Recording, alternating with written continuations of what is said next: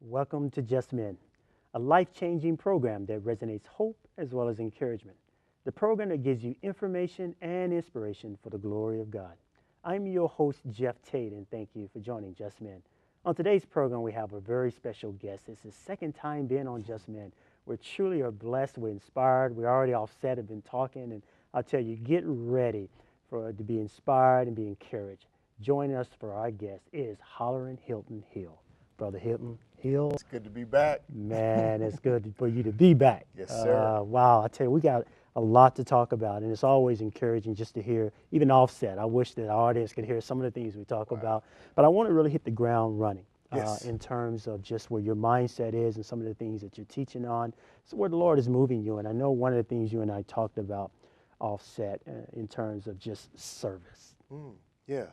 So I've had a shift in my whole concept around work. I've spent the better part of maybe 20, 25 years studying the life of King Solomon, right? He was the richest king. He was the wisest man to ever live. But by the time you get over to Ecclesiastes, and there's some debate about whether or not he was the author of Ecclesiastes, but most scholars say that he was the writer. He's this preacher that was a king.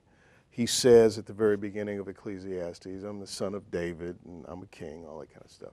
By the time he gets to Ecclesiastes, he has fully adjusted or readjusted his life, because here's the only thing you have to know about Solomon. When you read about him, it says Solomon was the wisest, richest man to ever live.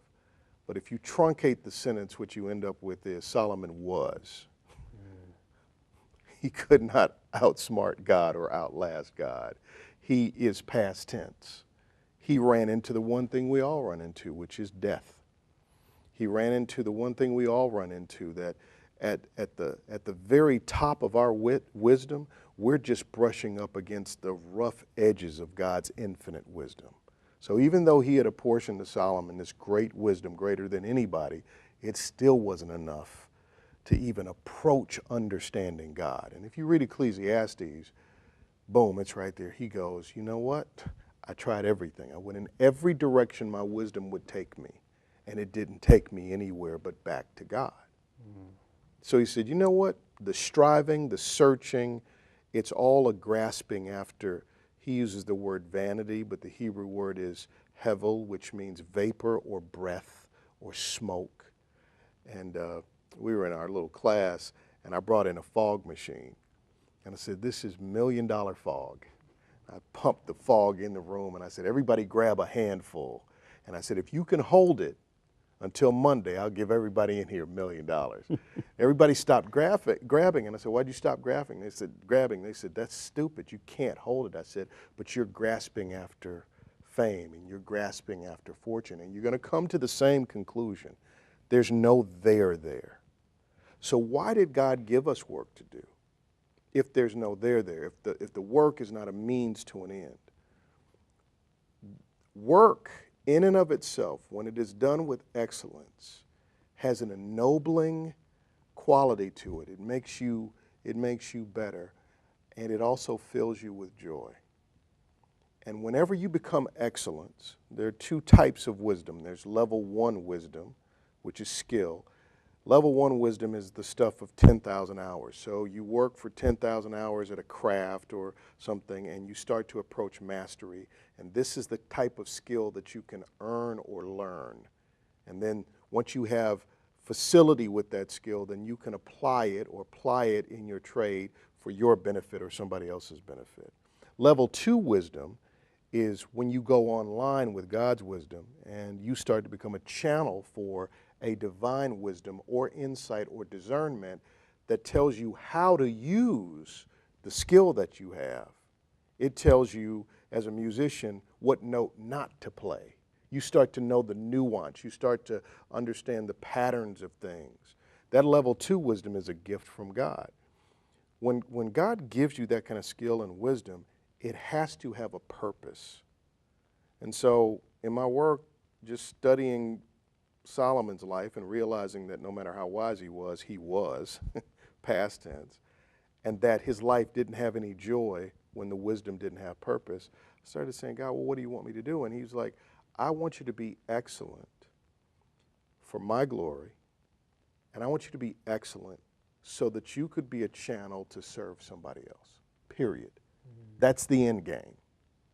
There is no next level. Now, the funny thing is, a byproduct of sustained growing excellence is, seest thou a man diligent in his business?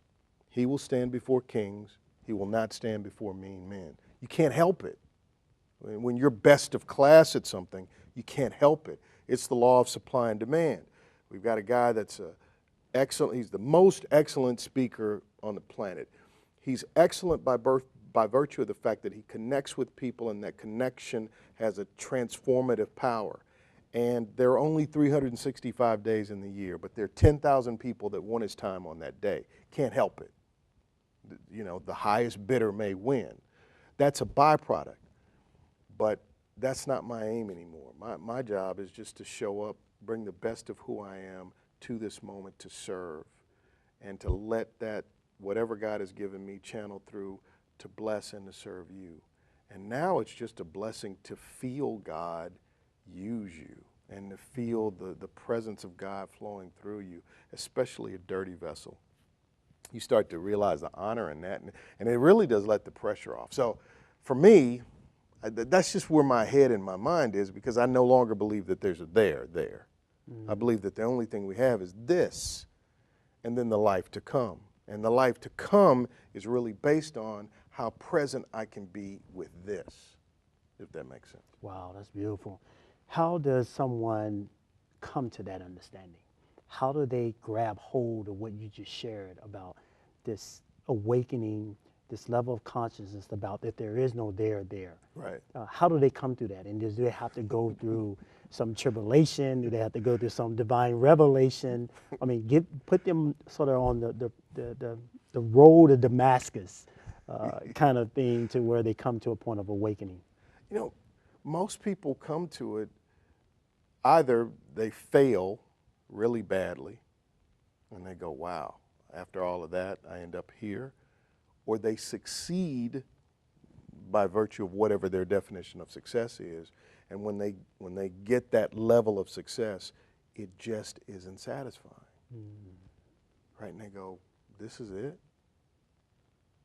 This is it? I was listening to an interview with Russell Simmons, and he's got this book out about meditation and stuff, and he was talking about the fact that you realize, so you get the Rolls Royce and you drive it around the corner. He said the experience a lot of people have is they get great wealth, they get all of the things that they think will fulfill them, and you drive it around the corner and you park it and you go, that's it?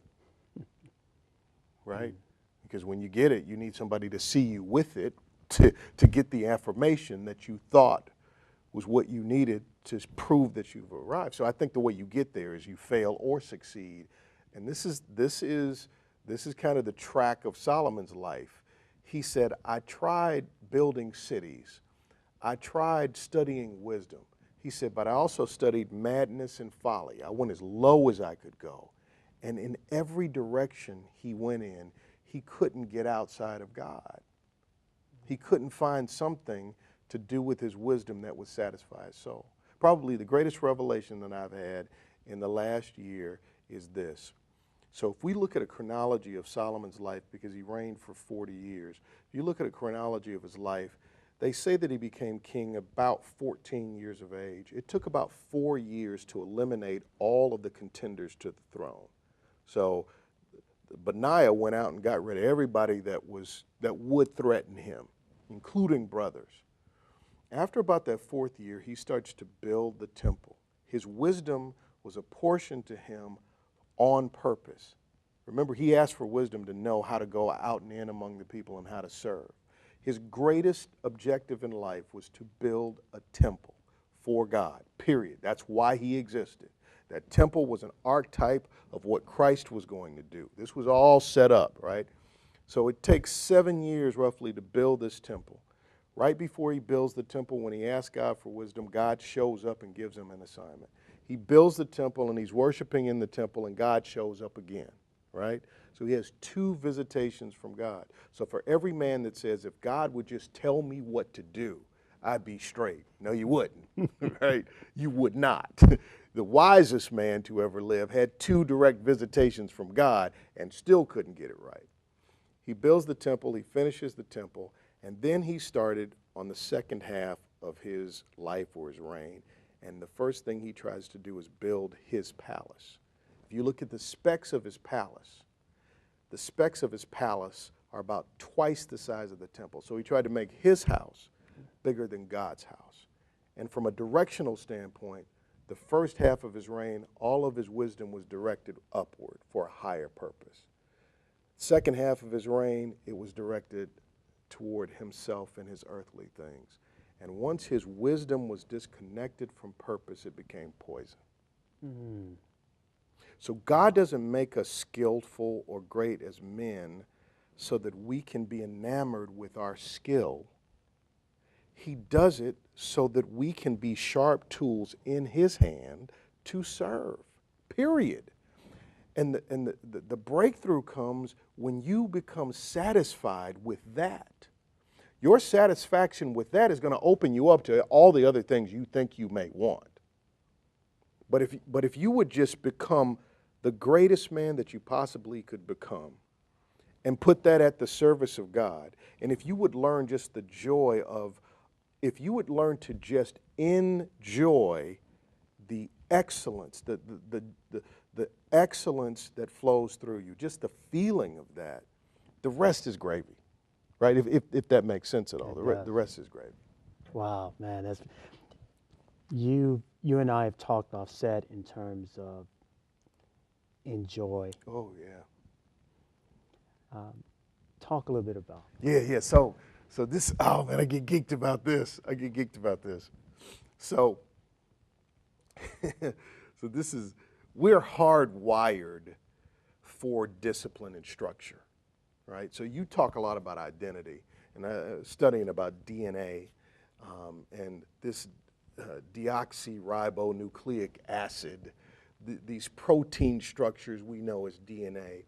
When the sperm fertilizes the egg and cellular division begins, so something has to tell each one of those cells what to be. So everything is everything. So my fingernail is made of cells, but so is my finger. But this is hard, this is not. And that is because there's a code that says this should be this and this should be that. So there's an instruction set. So we come with instructions, right? We're wired for that. So there's a purpose and design inside of you from the minute your cells start to divide. There's something inside of you pushing you in a direction to become. Before you're even aware of yourself, before I knit you together in your mother's womb, I knew you. I know the plans I have for you, right? Mm-hmm. There are plans. So we come hardwired like that. Once you become self-aware, though, and you start to grow, then you start to play a role in this person you are becoming. You start to make choices. You start to make decisions. What I found in my personal life was I had a plan for work. I had a plan for certain things that I wanted to do in my life, but I didn't know how to live. I didn't have a design.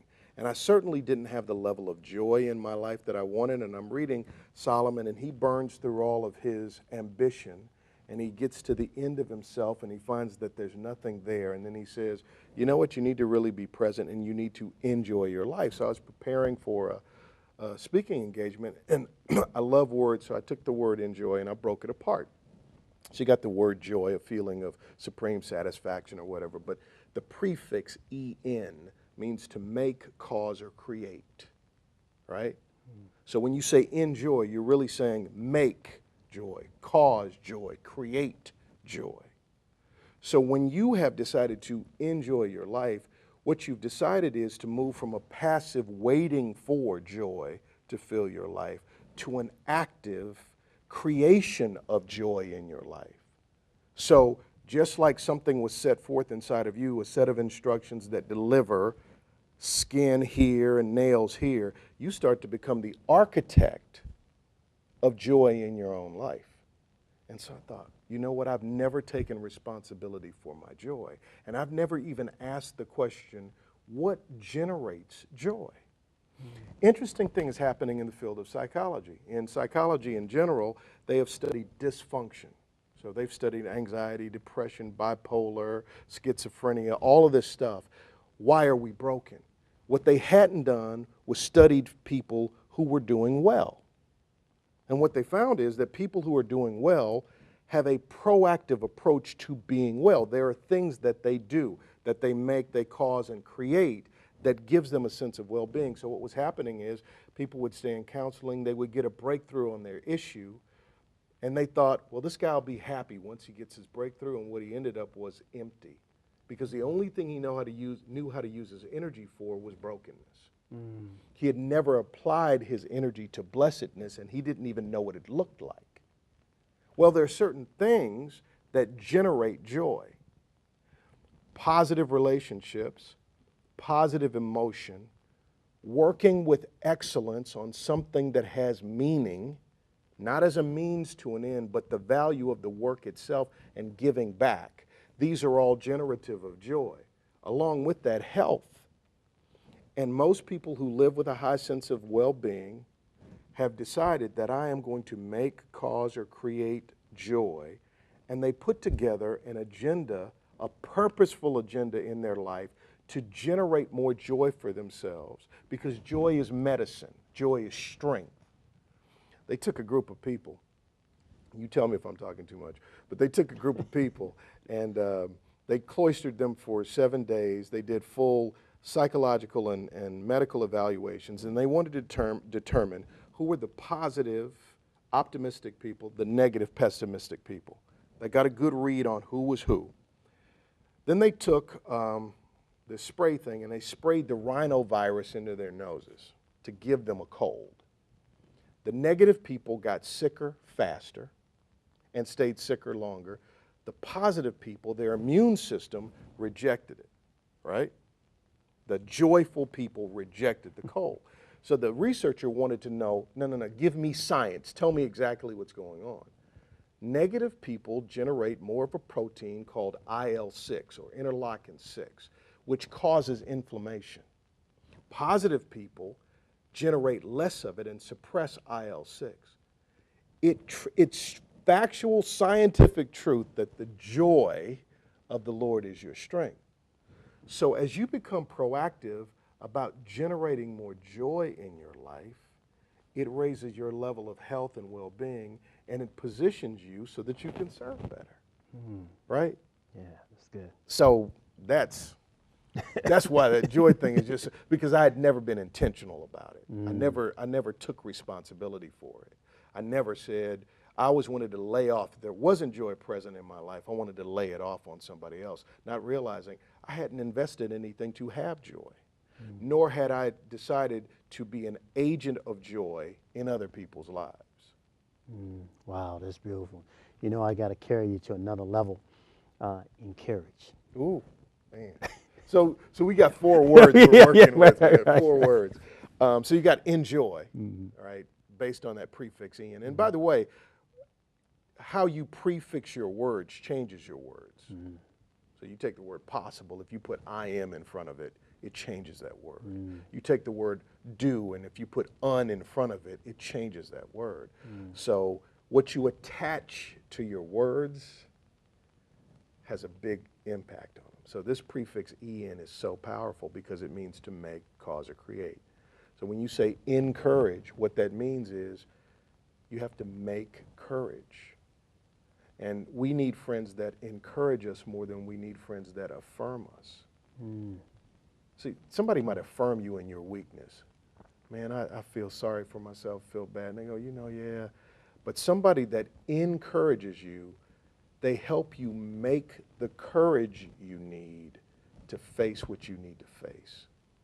And every time you face what you need to face, it builds more courage. So every man needs an agenda for building courage. And he needs to be about making courage. So here's David. We were talking about this off the air. David says, yea, though I walk through the valley of the shadow of death, I will fear no evil, for thou art with me. There is no exemption in that passage.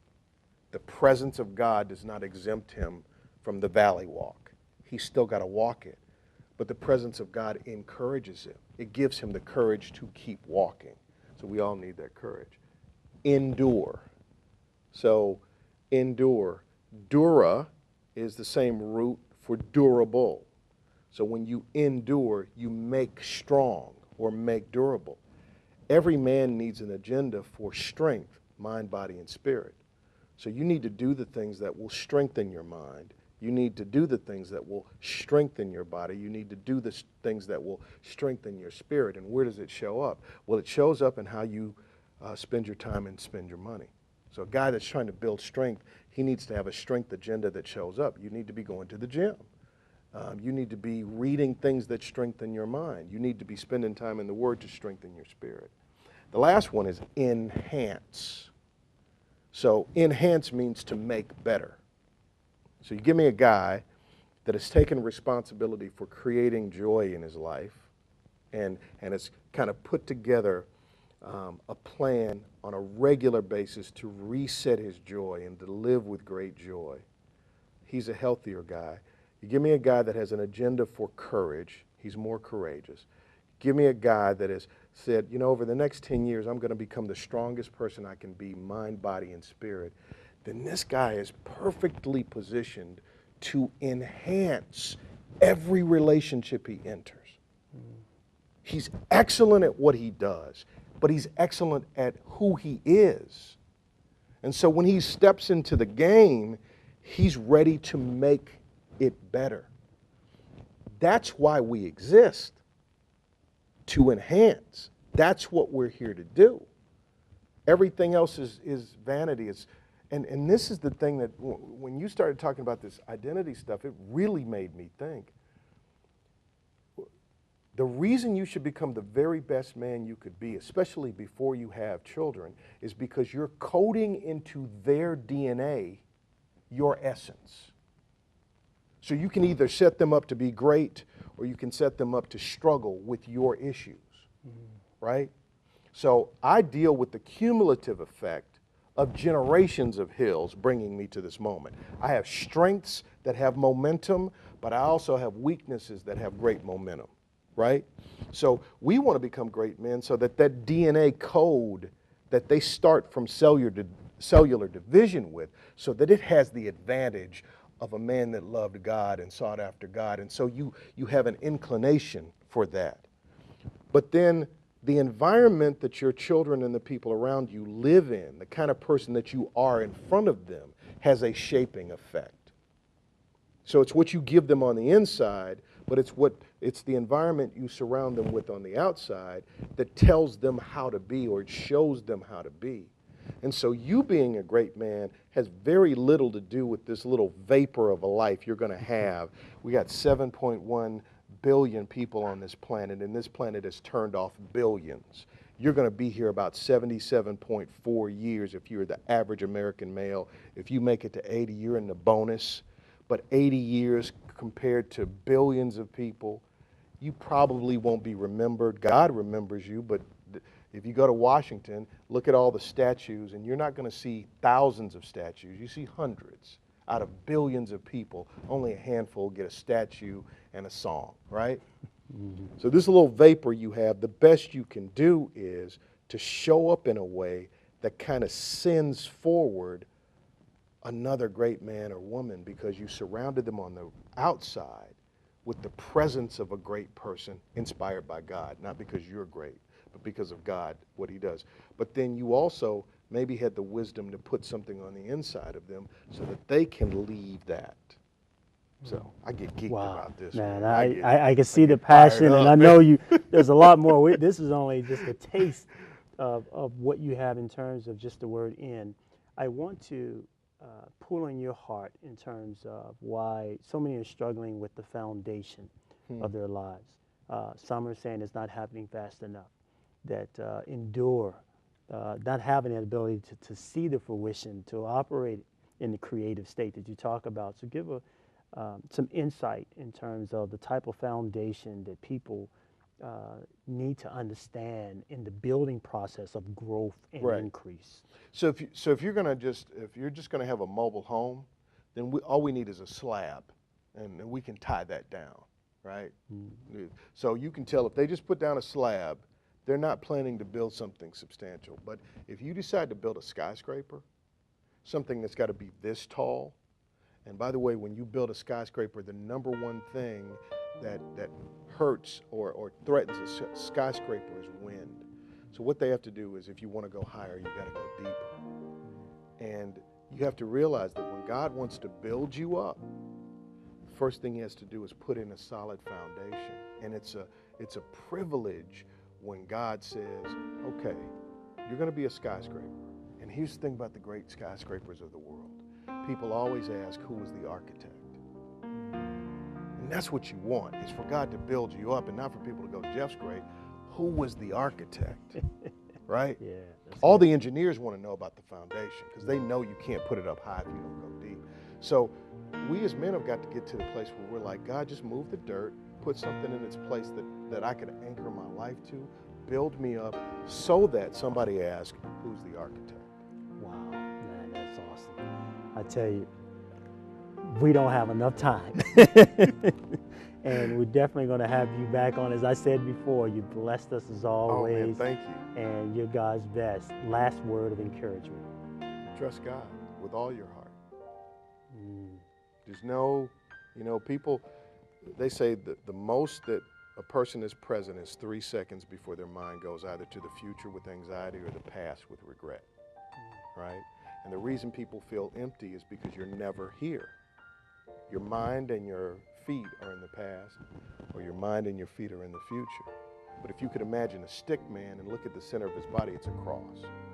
So if you take your mind and your feet out, there's a cross that covers the past.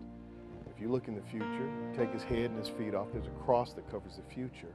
So because that has been taken care of, it's okay to be present right now around the cross. Trust that. Trust God. Lean on him. He'll direct you. Wow. Stay focused. Brother, Thank you. brother, man.